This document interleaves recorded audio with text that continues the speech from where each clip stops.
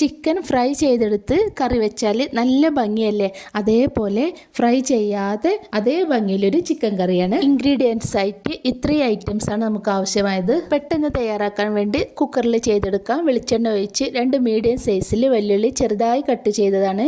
ഇത് നല്ല രീതിയിലൊന്ന് മൂപ്പിച്ചെടുക്കണം. കരിയാതെ ശ്രദ്ധിച്ചാൽ മതി. അത്യാവശ്യം ബ്രൗൺ കളർ ആവണം. ഉള്ളി ഏകദേശം ആയാൽ 10 വെളുത്തുള്ളി, 10 ചെറിയുള്ളി, ചെറിയൊരു കഷ്ണം ഇഞ്ചി, എരിവിനാവശ്യമായിട്ട് 2 പച്ചമുളകും കൂടി ചതച്ചെടുത്തതാണ്. ഇതും കൂടി ഇട്ട് നന്നായിട്ടൊന്ന് മൂപ്പിച്ചെടുക്കുക. കറിവേപ്പിലയും ഇട്ട് ഒന്ന് മൂപ്പിച്ചതിന് ശേഷം മസാലപ്പൊടികൾ ഇട്ട് കൊടുക്കാം. 1 ടേബിൾ സ്പൂൺ നിറയെ കാശ്മീരി മുളക് പൊടിയും മല്ലിപ്പൊടിയും, 1/2 ടേബിൾ സ്പൂൺ മഞ്ഞൾപ്പൊടി, ജീരകപ്പൊടി, ആവശ്യത്തിന് ഉപ്പും ഇട്ട് ചെറിയ തീയിൽ മൂപ്പിച്ചെടുക്കുക. തീ കുറച്ച് വെച്ചിട്ട് വേണം പൊടികളൊക്കെ ഇട്ട് കൊടുക്കാൻ.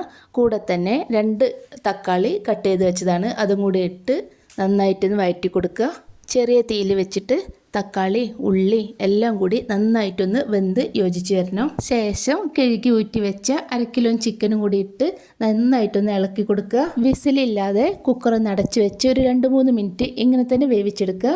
3 മിനിറ്റ് കഴിഞ്ഞതിന് ശേഷം മൂടി തുറന്ന് കറിക്ക് ആവശ്യമായിട്ടുള്ള വെള്ളം ഒഴിച്ച് കൊടുക്കുക. ചെറിയ ചൂടുവെള്ളം വേണം ഒഴിച്ച് കൊടുക്കാൻ.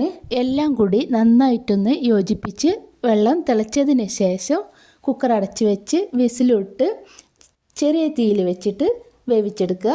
കുക്കറിൻ്റെ വിസിൽ വരുന്നതിൻ്റെ തൊട്ട് മുന്നായിട്ട് കുക്കർ ഹൈ പ്രഷറിൽ നിൽക്കുമ്പോൾ തീ ഓഫാക്കുക.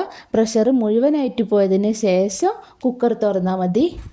ഈ ടൈമിൽ ചിക്കൻ വെന്ത് ഉടഞ്ഞു പോവാതെ പാകമായിട്ടുണ്ടാവും. ഇത്രയേ ഉള്ളൂ. പൊരിച്ച കോഴി വെച്ചിട്ട് ചെയ്യുന്ന അതേ കളറിലുള്ള ചിക്കൻ കറി റെഡി ആയിട്ടോ. വീഡിയോ ഇഷ്ടമായാൽ സബ്സ്ക്രൈബ് ചെയ്ത് നിങ്ങളുടെ അഭിപ്രായം ഒന്ന് കമൻറ്റ് ചെയ്യണേ.